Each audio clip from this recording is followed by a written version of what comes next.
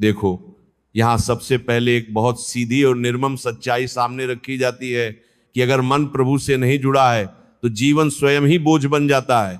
ऐसा बोझ कि मनुष्य मृत्यु मांगने लगे, क्योंकि भीतर का कष्ट सहन के बाहर हो जाता है। तब कोई पूछे कि कष्ट हो रहा है तो भीतर से उत्तर निकलता है कि कष्ट को क्या कष्ट होगा। कष्ट तो तब है जब चित्त भटका हुआ है। चित्त यदि प्रभु में टिक जाए तो वही कष्ट बचने का द्वार बन जाता है, नहीं तो कष्ट से बचने का कोई और उपाय नहीं।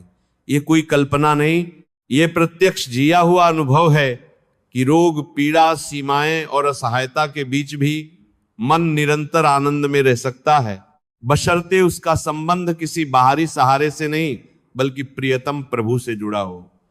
जीवन की दिनचर्या देखो, सत्संग, उत्सव, आरती, प्रसाद, फिर डायलिसिस जैसी कठिन प्रक्रिया, और फिर भी भीतर आनंद का प्रवाह रुका नहीं। यह इसीलिए नहीं कि शरीर को कष्ट नहीं है, बल्कि इसीलिए कि चित्त किसी और जगह टिका हुआ है। जब चित्त प्रिय में लगा हो तो परिस्थितियां पीछे रह जाती हैं, वे शोर करती हैं लेकिन भीतर प्रवेश नहीं कर पाती। यहीं से यह बात स्पष्ट होती है कि चाहे कोई डॉक्टर हो, मरीज हो, स्वस्थ हो या किसी भी कर्म में लगा हो, जब तक अध्यात्म से जुड़ाव नहीं होगा तब तक द्वंद्वों पर विजय नहीं मिल सकती। संसार का व्यापार कभी केवल लाभ नहीं देता, कभी घाटा भी देता है। संबंधों में सदा अनुकूलता नहीं रहती, कभी प्रतिकूलता आती है, मनमुटाव होता है, चोट लगती है। ऐसे समय में मनुष्य स्वयं को कैसे संभाले, यही अध्यात्म सिखाता है। नाम जप, सत्संग और जीवन के इस रहस्य का बोध कि हम शरीर नहीं हैं, यही मन को टिकने का आधार देता है। शरीर के साथ जो कुछ घट रहा है वह भोग का परिणाम है। वंश, परिस्थितियां जन्म से जुड़े कारण हैं, लेकिन उनसे परे भी एक सत्य है। रोग जन्म से मिला, वर्षों तक पता भी नहीं चला, फिर एक दिन ऐसा प्रकट हुआ कि जीवन ही डगमगाने लगा। डॉक्टरों के अनुमान, सीमाएं, समय की गणनाएं सब सामने थीं, लेकिन शरणागति ने स्थिति को बिल्कुल अलग दिशा में मोड़ दिया। शरीर भले ही किडनी फेल की अवस्था में हो, भय का प्रवेश नहीं हुआ। भय का न होना कोई जिद नहीं, बल्कि प्रभु पर टिके होने का स्वाभाविक फल है। यदि 2 किडनी नहीं 4-5 भी होती और सब फेल होती, तब भी भीतर वही शांति रहती, क्योंकि मृत्यु का भय ही समाप्त हो गया है। इसका प्रभाव शरीर पर भी दिखाई देता है। जहां सामान्यतः ऐसे रोगों में रक्त की कमी, कमजोरी और गिरावट होती है, वहां प्रसन्नता के कारण जीवन शक्ति बनी रहती है। इसका कारण न कोई विशेष आहार है, न कोई चमत्कारी दवा, बल्कि निरंतर प्रसन्नता और ये न सोचना कि मैं बीमार हूं। मन को उस विचार में टिकने ही नहीं दिया गया। समय, नाम जप, ग्रंथों के चिंतन और नियमित साधना में बहता रहा। रात का जागरण, स्नान, टहलना, अध्ययन, सत्संग और दिन में न सोने की दिनचर्या, ये सब किसी रोगी की तरह नहीं बल्कि किसी साधक की तरह चलती रही।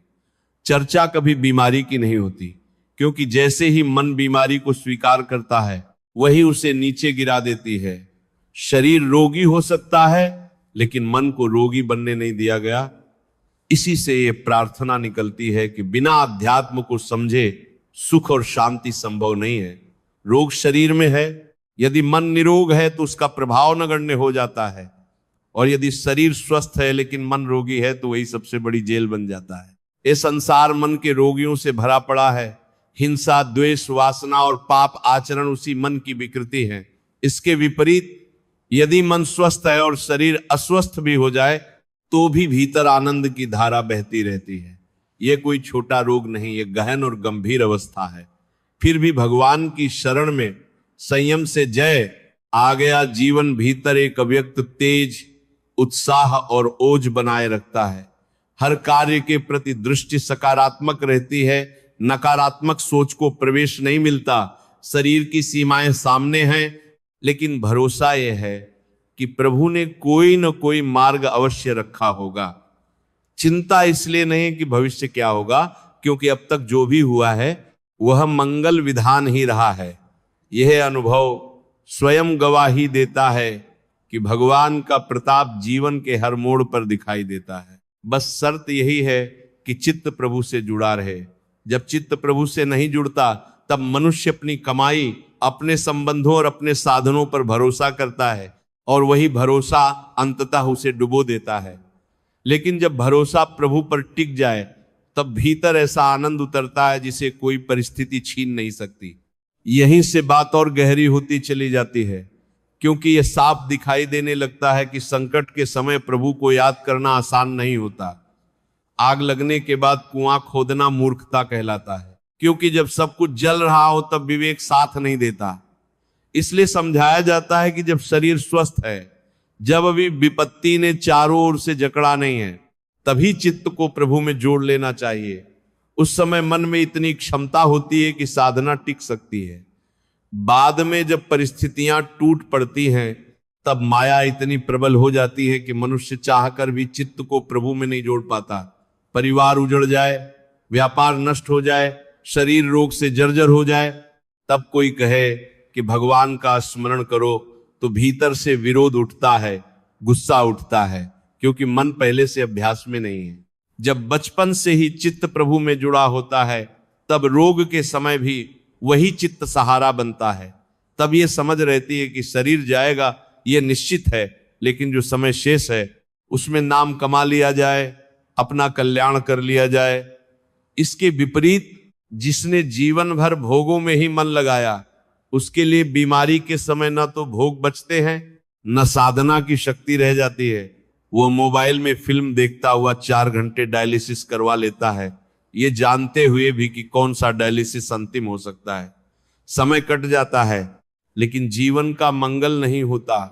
आंख बंद कर भीतर 4 घंटे नाम जप करने का साहस नहीं होता, क्योंकि मन बाहर की लतों में उलझा हुआ है। यही जीव की दुर्दशा है कि भय सामने खड़ा है, मृत्यु निकट है, फिर भी चित्त प्रभु की ओर नहीं जाता। ऐसी अवस्था में भी यदि कोई जुट जाए तो भगवान की प्राप्ति संभव है, क्योंकि भय का अवसर तो है ही। लेकिन ये बहुत कठिन है, क्योंकि पहले स्वस्थ अवस्था में मन भोगों में डूबा रहा और अब अस्वस्थ अवस्था में शरीर के नष्ट होने का भय मन को घेर लेता है। धन की चिंता, कष्ट की चिंता, भविष्य की चिंता इतनी भारी हो जाती है कि भगवान के चिंतन के लिए जगह ही नहीं बचती। इसलिए ये करुणा से भरी प्रार्थना उठती है कि यदि किसी भी अवस्था में जीव का चित्त प्रभु से जुड़ जाए तो समस्या स्वयं समाधान बन जाती है। अन्यथा ये संसार बड़ा भयावह है।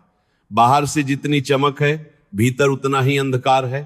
प्रभु के आश्रय में ही आनंद है, उसके बाहर कोई वास्तविक आनंद नहीं। चाहे कितना ही धन संपत्ति और स्वास्थ्य हो, मृत्यु तो एक दिन आएगी ही, साथ कुछ भी नहीं जाएगा। यदि नाम जप नहीं है तो अंत में भय ही भय है। ऐसा ही अनुभव सामने आता है जब कोई सब कुछ होते हुए भी कहता है कि अब डर लगने लगा है, क्योंकि मृत्यु सामने दिखाई देने लगी है। वही डर हटाने के लिए भजन है। सब कुछ होते हुए भी भजन न हो तो घबराहट बनी रहती है, और कुछ भी न हो लेकिन भजन हो तो मनुष्य निर्भय होकर कह सकता है कि जब जिस समय जो आवश्यकता होगी वह स्वयं पूरी हो जाएगी। ये भरोसा कोई कल्पना नहीं, ये रोज रोज देखा गया अनुभव है कि परमात्मा ना मिला, प्रभु कैसे, किस रूप में, किस माध्यम से काम बना देते हैं। उनका खेल बड़ा विचित्र है, लेकिन भरोसे की कमी जीव को इस खेल से वंचित कर देती है। मनुष्य का भरोसा अपने परिश्रम, अपनी कमाई और अपने साधनों पर होता है, लेकिन प्रभु पर नहीं। इसलिए उसके पास जो कुछ होता है वह बहुत थोड़े समय का होता है। माया उसे पल भर में नष्ट कर सकती है, लेकिन जो प्रभु से मिलता है वह अमोघ होता है, लोक और परलोक दोनों का मंगल करने वाला होता है।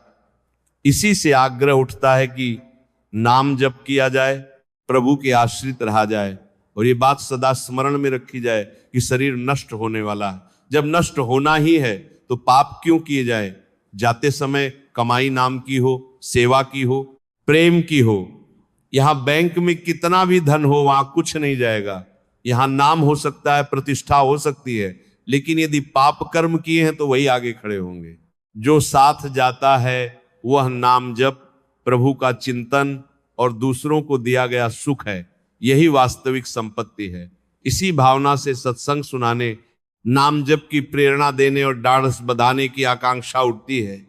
भीतर का उत्साह ऐसा है जिसे शब्दों में पूरी तरह बताया नहीं जा सकता। जैसे भीतर कोई फूलों की वर्षा हो रही हो, निरंतर आनंद बह रहा हो। शरीर एक कोने में रोग से घिरा है, लेकिन भीतर प्रभु के नाम, रूप और स्मरण की सुंदरता बसी हुई है। मृत्यु का भय इसलिए नहीं है कि शरीर छूटेगा तो अपने प्रिय प्रभु से मिलने का अवसर मिलेगा।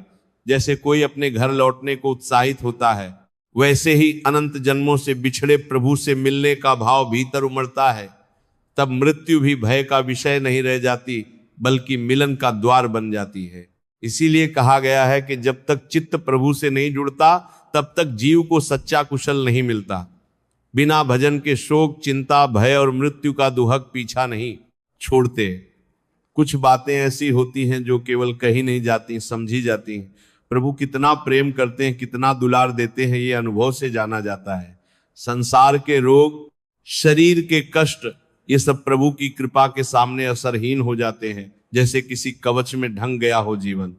ये केवल प्रवचन नहीं, बल्कि गहरे कष्ट के बीच उपजा हुआ आनंद है, जो इस बात की साक्षी देता है कि यदि प्रभु से चित्त जुड़ जाए तो कोई भी स्थिति जीव को परास्त नहीं कर सकती।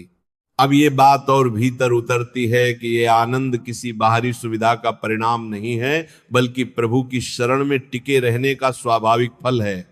संसार के रोग, शरीर की पीड़ा, ये सब देखने में बहुत बड़ा लगता है, पर प्रभु की कृपा के सामने उसका प्रभाव समाप्त हो जाता है।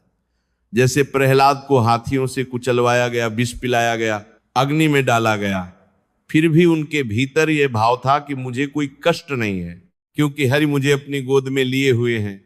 वही भाव यहां भी जीवित है। ये केवल बोलने की बात नहीं, ये प्रत्यक्ष अनुभव है कि इतना बड़ा कष्ट होते हुए भी भीतर आनंद बना हुआ है। ये इसलिए नहीं कि शरीर को कुछ नहीं हो रहा, बल्कि इसलिए कि प्रभु के नाम का कवच चारों ओर से रक्षा कर रहा है। यही कारण है कि यह आग्रह बार बार आता है कि चित्त प्रभु से जोड़ो, क्योंकि यह खजाना केवल किसी एक के पास नहीं है। हर जीव के भीतर प्रभु बैठे हैं, आनंद लेकर बैठे हैं, लेकिन अपनापन न होने के कारण उनका रस अनुभव में नहीं आता। मनुष्य ने शरीर से, रिश्तों से, संसार से अपनापन जोड़ लिया है, जो दिखते तो हैं लेकिन स्थायी नहीं है। सच्चाई यह है कि कोई किसी का अपना नहीं है। जब तक आप उपयोगी हैं तब तक प्रेम दिखाई देता है, और जब उपयोगिता समाप्त होती है तब संबंध भी बदल जाते हैं। प्रभु से चित्त जोड़ने पर असली दृष्टि मिलती है, जिससे यह सत्य स्पष्ट हो जाता है और मन टूटता नहीं।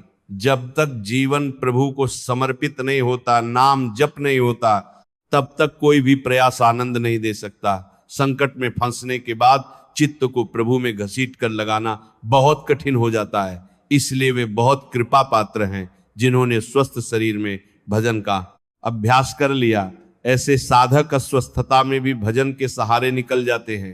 जीवन को नष्ट करने वाला सबसे पहला तत्व नकारात्मक भाव है। अपने आप को रोगी मान लेना ही सबसे बड़ा पतन है। यदि ये स्वीकार कर लिया जाए कि मैं रोगी हूं, तो बिस्तर से उठना भी कठिन हो जाए। शरीर में रोग है, ये सत्य है, लेकिन मन पर उसे अधिकार नहीं दिया गया। इसी से भीतर प्रसन्नता बनी रहती है। ये एक बड़ा रहस्य है कि किसी भी रोगी को अपने भीतर रोग को देखने की आदत नहीं डालनी चाहिए। शरीर रोगी हो सकता है, लेकिन जीव अविनाशी प्रभु का अंश है। उस पर रोग कैसे चढ़ सकता है? जैसे ही मन रोग को अपना लेता है, वैसे ही वो नीचे गिरने लगता है। जब देखा जाता है कि एक सुई लगाकर पूरे अंग को काटा जाता है और कष्ट का अनुभव नहीं होता, तो ये समझ आती है कि दवा में जो सामर्थ्य है वह प्रभु की दी हुई है। फिर यह प्रश्न उठता है कि क्या प्रभु के नाम में उससे भी अधिक सामर्थ्य नहीं होगी? इसी विश्वास से नाम जप किया जाता है, प्रसन्न मुद्रा रखी जाती है और मृत्यु का भय त्याग दिया जाता है। मृत्यु एक बार ही होगी, ये सबके लिए समान है। स्वस्थ व्यक्ति भी मरेगा और रोगी भी। जब समय निश्चित है तो आज ही क्यों मरा जाए? ये विचार भीतर दृढ़ किया जाता है कि आज जीवित है तो आज आनंदित रहे। डायलिसिस जैसी प्रक्रिया के बाद भी कमजोरी आती है, ये अस्वीकार नहीं किया गया, लेकिन 10 मिनट के भीतर चिंतन में लौटकर शरीर को फिर दिनचर्या में लगा दिया जाता है। ये सहन नहीं किया गया कि मैं बीमार हूं, क्योंकि जैसे हमार बुद्धता यह स्वीकार किया जाए, मन उसी क्षण टूट जाएगा। यही रहस्य बताया जाता है कि बीमारी होते हुए भी उसे स्वीकार न करने से भीतर शक्ति बनी रहती है। दिन की शुरुआत इस भाव से नहीं होती कि मैं रोगी हूं। दिनचर्या सहज चलती रहती है, दवा लेनी है तो ली जाती है, डायलिसिस है तो करवा लिया जाता है, पीड़ा हुई तो मान लिया जाता है, लेकिन मन को उस पर टिकने नहीं दिया जाता। दूसरा दृढ़ विश्वास यह है कि जिस सामर्थ्य से दवा शरीर को सुन्न कर देती है, उससे कहीं अधिक सामर्थ्य प्रभु के नाम में है। राधा नाम का जप करते हुए भीतर यह अनुभूति रहती है कि नाम में रोग निवारण की शक्ति है। उत्साह बनाए रखने से रोग परास्त हो जाता है, रोग मन पर अधिकार नहीं जमा पाता। तीसरी बात यह है कि जब शरीर रोग युक्त हो चुका है, तब यह समझ लेना चाहिए कि मृत्यु 100 बार नहीं होगी, एक बार ही होगी। ये बात मन में बैठते ही अनावश्यक भय समाप्त हो जाता है। कोई मानसिक कष्ट भोग रहा है, कोई शारीरिक पीड़ा सह रहा है, सब किसी न किसी रूप में जल रहे हैं। इसलिए उत्साह बनाए रखना आवश्यक है। यदि प्रभु पर भरोसा है तो अर्थ की चिंता भी छोड़ देनी चाहिए। जिसके पास कभी कुछ नहीं था, उसके लिए भी प्रभु ने व्यवस्था की, तो फिर आज क्यों चिंता हो। मांगने की आदत नहीं, भरोसा रखने की आदत बनी। देने वाला कोई और है, ये भाव भीतर स्थिर रहा। ये अनुभव प्रत्यक्ष है कि प्रभु कैसे कैसे संयोग बना देते हैं। जहां असंभव लगता है वहां भी व्यवस्था हो जाती है। डायलिसिस हो या जीवन की अन्य आवश्यकताएं, प्रभु अपनी ओर से मार्ग खोल देते हैं। इसीलिए रोग से निराश न होने और धन की चिंता न करने की सीख दी जाती है।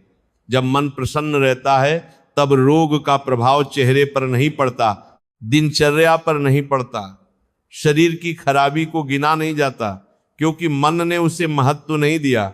गृहस्थ जीवन में भोग प्रधान जीवन जीने के बाद जब रोग आता है तो जीवन निरर्थक लगने लगता है। लेकिन यदि नाम जप हो तो वही अवस्था जीवन को सार्थक बना देती है। भोगों से बच जाना भी प्रभु की कृपा के रूप में देखा जाता है।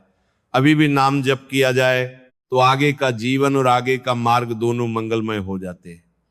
रोग का प्रहार यदि बिना नाम के हो तो दुर्गति हो सकती है, लेकिन प्रभु की शरण में वही प्रहार ऐसे झटक दिया जाता है जैसे किसी भारी बोझ को अचानक फेंक दिया गया हो। यह आनंद केवल प्रभु की शरण और नाम से आता है। अंततः यह दृढ़ निश्चय भीतर रहता है कि एक दिन मरना ही है, तो आज आनंदित रहना ही बुद्धिमानी है। जैसा जीवन मिला है उसी में आनंद खोजा जाए। यह आनंद तभी संभव है जब नाम जप हो। नाम में कोई खर्च नहीं, कोई सीमा नहीं, और ये विश्वास गहराई से बैठा है कि यदि प्रभु कष्ट देते हैं तो उसकी व्यवस्था भी वही करते हैं। संसार में ऐसा कोई जीव नहीं जिसे भगवान ने बिना व्यवस्था के छोड़ दिया हो। पशु पक्षी, चींटी से लेकर हाथी तक, सबका पेट वही भरते हैं। उसी प्रभु पर भरोसा रखकर नाम जप किया जाए तो हर दुख का निवारण संभव है। हरि स्मृति ही हर विपत्ति से पार लगाने वाली है। यहीं से बात पूर्णता की ओर बढ़ती है, क्योंकि ये अनुभव केवल व्यक्तिगत नहीं रह जाता, बल्कि समस्त जीवन के लिए एक दृष्टि बन जाता है। जब मनुष्य देख लेता है कि प्रभु हर व्यवस्था स्वयं करते हैं, तब भीतर से शिकायत का स्वर शांत हो जाता है। किसी से कुछ कहने की आवश्यकता नहीं रह जाती। यदि हृदय में कोई पीड़ा उठती भी है तो वह सीधे प्रभु के सामने रख दी जाती है, मनुष्यों के सामने नहीं। और तब जो व्यवस्था बनती है वो इतनी अलौकिक होती है कि मन चकित रह जाता है। ऐसा नहीं कि ये केवल किसी एक के लिए है, ये संसार के हर जीव के लिए है। जिस प्रकार प्रभु पशु पक्षियों का, चींटी का, हाथी का पेट भरते हैं, उसी प्रकार मनुष्य का भी भरते हैं। कमी केवल विश्वास की है। यदि विश्वास हो जाए तो नाम जप अपने आप जीवन का आधार बन जाता है। यह स्पष्ट अनुभव है कि जब मन प्रभु पर टिक जाता है तो जीवन में समस्या नाम की कोई वस्तु नहीं बचती। समस्याएं तब तक ही समस्या लगती हैं जब तक प्रभु से दूरी है। जैसे ही प्रभु का आश्रय मिला, वही समस्या साधना का साधन बन जाती है। जो स्वस्थ हैं वे भी भीतर से जल रहे हैं। वासना, तृष्णा, ईर्ष्या उन्हें चैन से नहीं रहने देती। इसलिए भ्रम है कि स्वास्थ्य होने से ही सुख मिल जाता है। सच्चा सुख केवल नाम जप और प्रभु के आश्रय से आता है। इसी कारण किसी को निराश न होने की प्रेरणा दी जाती है, क्योंकि प्रभु सबको देख रहे हैं, कोई भी उनकी दृष्टि से बाहर नहीं है। यदि कभी मन में यह भाव आए कि किसी से सहयोग मांगा जाए तो वह भाव भी प्रभु के सामने रख दिया जाए। मनुष्यों से अपेक्षा रखने पर अक्सर मन टूटता है, लेकिन प्रभु से कहने पर मन और मजबूत होता है। ऐसी व्यवस्था बनती है कि स्वयं समझ नहीं आता कि ये कैसे हो गया। ये अनुभव बार बार देखा गया है कि जीवन में जब कुछ भी नहीं था, न धन न साधन न सहारा, तब भी प्रभु ने राजकुमारों की तरह संभाला। उस समय यह लगा था कि अब तो दुर्गति होगी, लेकिन वही स्थिति मंगल में बदल गई। यह केवल इसलिए संभव हुआ क्योंकि भरोसा प्रभु पर था, परिस्थितियों पर नहीं। इससे यह निष्कर्ष भीतर उतर जाता है कि भगवान से जुड़ना ही हर समस्या का एकमात्र समाधान है। उनसे दूरी ही समस्या की जड़ है। जो स्वस्थ हैं वे भी समस्याओं से मुक्त नहीं है। भीतर की आग उन्हें जलाती रहती है। इसलिए नाम जप और प्रभु का आश्रय ही सबका मंगल करने वाला है। ये बात केवल कहने की नहीं, जीने की है। जब मन में ये दृढ़ हो जाए कि प्रभु सब देख रहे हैं, तब भय अपने आप मिट जाता है। अंत में यह भाव स्थिर हो जाता है कि जीवन में जो कंत्र कुछ भी हो वह प्रभु की अनुमति से है और उसी में मंगल छिपा है। रोग हो, अभाव हो या कोई भी कठिनाई हो, वह अंत नहीं है। अंत केवल तब होता है जब नाम छूट जाता है, जब भरोसा टूट जाता है। यदि नाम चलता रहे, स्मृति बनी रहे, तो हर विपत्ति अपने आप मार्ग छोड़ देती है। हरि की स्मृति ही समस्त विपदाओं से मुक्त करने वाली है। यही जीवन का सार बन जाता है, यही साधना की पूर्णता है और यही वो आश्रय है जहां आकर मनुष्य सदा के लिए निश्चिंत हो जाता है। अब इसी भाव को आगे बढ़ाते हुए मन स्वयं यह देखता है कि जब चित्त एक बार प्रभु में टिक जाता है, तब जीवन की गति ही बदल जाती है। तब मन ये नहीं पूछता कि आगे क्या होगा, कितने दिन बचे हैं, शरीर कितना साथ देगा। वह इन प्रश्नों से मुक्त हो जाता है। तब हर दिन अपने आप में पूर्ण लगता है। उठना, चलना, बैठना, बोलना सब एक सहज प्रवाह में होने लगता है। भीतर ये भरोसा बैठ जाता है कि जो हो रहा है वही सबसे उचित है। ये भरोसा किसी तर्क से नहीं आता, ये लगातार नाम जप और प्रभु स्मृति से जन्म लेता है। तब रोग केवल शरीर की अवस्था रह जाता है, जीवन की पहचान नहीं बनता। जीवन की पहचान बनती है वह आंतरिक आनंद जो बिना कारण बहता रहता है। ऐसी स्थिति में मनुष्य किसी तुलना में नहीं पड़ता। वो ये नहीं देखता कि कौन स्वस्थ है, कौन अस्वस्थ है, कौन संपन्न है, कौन अभाव में है, क्योंकि भीतर से ये अनुभव हो जाता है कि सबको अपने अपने ढंग का कष्ट मिला है और सबको अपने अपने ढंग का अवसर भी मिला है। किसी को शरीर के माध्यम से साधना का अवसर मिला, किसी को संबंधों के माध्यम से, किसी को अभाव के माध्यम से। तब शिकायत का स्थान कृतज्ञता ले लेता है। मन कहता है कि प्रभु ने जो दिया है वही मेरे लिए सबसे उपयुक्त है। यदि यह रोग ना आता तो शायद मन कभी भीतर की ओर मुड़ता ही नहीं, तब संसार की दौड़ में ही जीवन निकल जाता। जब ये दृष्टि बनती है तब पीड़ा भी शिक्षक बन जाती है। वह भीतर झांकने की प्रेरणा देती है। हर कठिन क्षण में मन स्वतः प्रभु का नाम पकड़ लेता है, जैसे डूबता हुआ व्यक्ति सहारे को पकड़ लेता है। फर्क बस इतना है कि यहां डर से नहीं, प्रेम से नाम पकड़ा जाता है। नाम बोझ नहीं लगता, नाम विश्राम बन जाता है। वही नाम मन को ठहराव देता है, वही नाम मन को निर्भय करता है। तब यह स्पष्ट दिखता है कि संसार का सारा भय भविष्य से जुड़ा है और नाम वर्तमान में टिकना सिखा देता है। धीरे धीरे यह भी अनुभव होता है कि जब मन प्रसन्न रहता है तो आसपास का वातावरण भी बदलने लगता है। लोग आश्चर्य करते हैं कि इतनी कठिन स्थिति में भी चेहरे पर शांति कैसे है, पर भीतर यह स्पष्ट होता है कि यह शांति किसी प्रयास से नहीं लाई गई। यह तो प्रभु के साथ रहने का स्वाभाविक परिणाम है। जैसे कोई अपने प्रिय के साथ हो तो कठिन रास्ता भी सहज लगने लगता है, वैसे ही प्रभु के साथ होने पर जीवन की कठिनाइयां भारी नहीं लगती। तब मनुष्य अकेला नहीं रहता, भले ही बाहर से कोई साथ न हो। इस अवस्था में मृत्यु का विचार भी डर नहीं देता। वह एक परिवर्तन की तरह प्रतीत होता है, जैसे एक कमरे से दूसरे कमरे में जाना हो, क्योंकि भीतर यह भाव गहरा हो चुका होता है कि जो वास्तव में मेरा है वह कभी छूटेगा नहीं। शरीर छूट सकता है, परिस्थितियां छूट सकती हैं, लेकिन प्रभु का साथ नहीं छूटता। यही अनुभूति मन को हल्का कर देती है। तब जीवन को पकड़ने की जिद भी समाप्त हो जाती है और मृत्यु से भागने की घबराहट भी नहीं रहती। और जब यह अवस्था और स्थिर होती है तब मनुष्य का दृष्टिकोण दूसरों के प्रति भी बदल जाता है। तब वह किसी को दोषी नहीं ठहराता, किसी से शिकायत नहीं करता। वो ये समझने लगता है कि हर जीव अपनी अपनी सीमा में जी रहा है, अपनी अपनी पीड़ा से जूझ रहा है। तब करुणा अपने आप भीतर से बहने लगता है। किसी को उपदेश देने की इच्छा नहीं रहती, बस इतना भाव रहता है कि यदि किसी के भीतर प्रभु स्मृति जाग जाए तो उसका भी जीवन हल्का हो जाए। यही भाव सत्संग का रूप ले लेता है, बिना मंच, बिना घोषणा के। इस अवस्था में साधना कोई अलग कर्म नहीं रह जाती, जीवन ही साधना बन जाता है। चलना साधना है, बोलना साधना है, मौन साधना है। नाम जब किसी समय विशेष तक सीमित नहीं रहता, वह श्वास के साथ बहने लगता है। तब मन ये नहीं गिनता कि कितनी माला हुई, कितने घंटे बैठे। तब नाम भीतर अपने आप चलता रहता है। जैसे हृदय धड़कता है बिना याद दिलाए, वैसे ही नाम चलता है बिना प्रयास के। यहीं से ये अनुभव गहरा होता है कि प्रभु बाहर कहीं दूर नहीं है, वे इसी जीवन में, इसी क्षण में, इसी अनुभव में उपस्थित है। जब मन शांत होता है तब ये उपस्थिति स्पष्ट होने लगती है। तब ये भी स्पष्ट हो जाता है कि आनंद कोई ऐसी वस्तु नहीं है जिसे बाहर से लाया जाए, वह भीतर से ही प्रकट होता है जब अवरोध हट जाते हैं। और सबसे बड़ा अवरोध अहंकार है, ये मान्यता कि मैं अपने दम पर सब कर रहा हूं।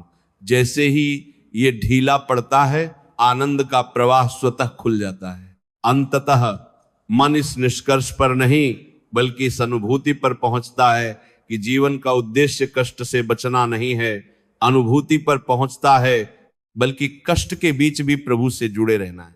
जब ये जुड़ाव बन जाता है तब कष्ट अपना अर्थ खो देता है। वह केवल एक परिस्थिति रह जाता है, पहचान नहीं बनता।